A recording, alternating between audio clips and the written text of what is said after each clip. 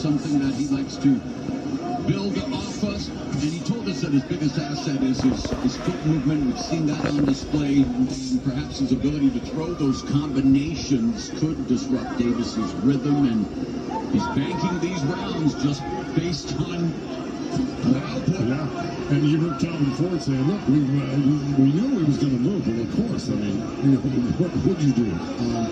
So, he's just reassuring Tank. Yeah, he's moving now, but you keep the pressure on. You'll get to him eventually. Davis looking to try to keep Martin in front of him, trying to cut off the ring. Martin with the double right, the lead hand, going upstairs, downstairs. Messing with the sweeping right hook, though. Yeah, he tried. He's doing the right thing. So. Here's a dance for Martin. Nice. Step ahead. Pops Martin. That was a counter under the jab of Martin by Tank, and it was a solid one. Nice lead left hand by Martin. Yeah, he gets it back. And that's how you get him off rhythm. The best ever connect percentage against Tank Davis was Leo Santa Cruz, but Davis knocked him out. And now Martin is landing at 29%, so Martin having the best success of any fighter against Tank Davis, but Davis getting closer and closer with a minute and a half left in the first half of this 12-round affair. And Tank lands a chopping left hand as he's allowed to walk in uncontested. Well, that's the second session out of that corner, but that was the only one he landed. Frank Martin put a nice Houdini out of that corner on that first set of punches that Tank was throwing out.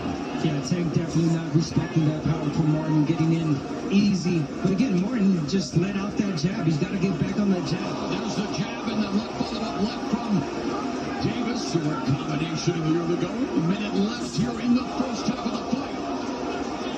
So Davis wearing the markings on his face of the offense of Frank Martin and missing with that left cross.